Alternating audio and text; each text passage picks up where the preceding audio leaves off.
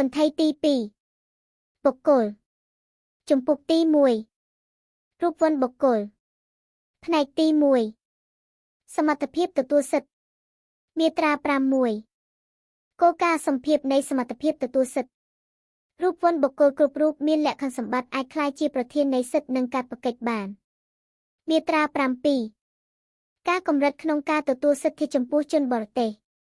ជនជាតិបរទេសមិនអាចទទួលបានកាន់កាប់នូវសិទ្ធិមួយចំនួនដែលត្រូវបានកំណត់ឡើយក្នុងករណីដែលមានបញ្ញត្តិផ្សេងនៅក្នុងច្បាប់ជាតិឬសន្ធិសញ្ញាឬអនុសញ្ញាអន្តរជាតិមាត្រា8ពេលចាប់ផ្ដើមនិងបញ្ចប់សមត្ថភាពទទួលសិទ្ធិរូបវន្តបុគ្គលម្នាក់មានសមត្ថភាពទទួលសិទ្ធិនៅពេលចាប់កំណើតហើយបាត់បង់អស់នូវសមត្ថភាពទទួលសិទ្ធិនេះនៅពេលទទួលមរណភាពមាត្រា9ទារកនៅក្នុងកុហក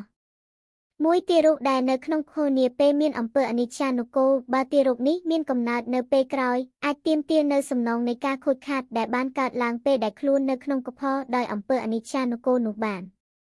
ពីទារកដែលនៅក្នុងខនាពេលដែលចាប់ផ្ដើមសន្តិកម្មបើទារកនោះមានកំណើតនៅពេលក្រោយអាចទទួលមរណដោយសន្តិកម្មនោះបាន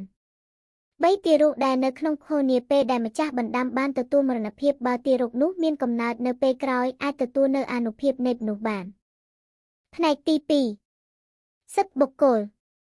មាត្រា10អត្ថន័យនៃសិទ្ធិបុគ្គលសិទ្ធិបុគ្គលសំដៅទៅលើសិទ្ធិដែលមានអត្ថន័យពាក់ព័ន្ធនឹងជីវិតរូបកាយសុខភាពសេរីភាពនាមកិត្តិយសភាពឯកជនឬសិទ្ធិផ្សេងទៀតដែលជាផលប្រយោជន៍ទាក់ទងនឹងលក្ខណៈបុគ្គលមាត្រា11សិទ្ធិទាមទារឲ្យបញ្ឈប់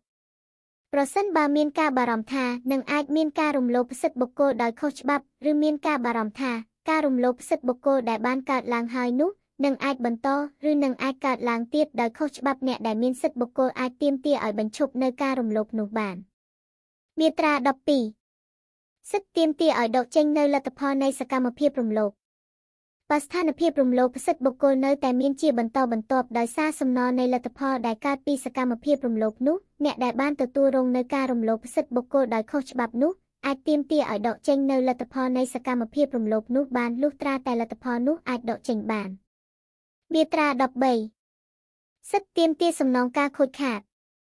បញ្ញត្តិនៃមាត្រា11សិទ្ធិទាមទារឲ្យបញ្ឈប់និងមាត្រា12សិទ្ធិទាមទារឲ្យដកចេញនៅលទ្ធផលនៃសកម្មភាពរំលោភនៃក្រមនេះមិនរារាំងការទាមទារសំណងការខូចខាតដោយអ្នកដែលបានទទួលរងនៅការរំលោភផលប្រយោជន៍ទាក់ទងនឹងលក្ខណៈបុគ្គលនោះដោយយោងទៅតាមបញ្ញត្តិស្តីពីអំពើអនិច្ចានុកូលបានឡើយ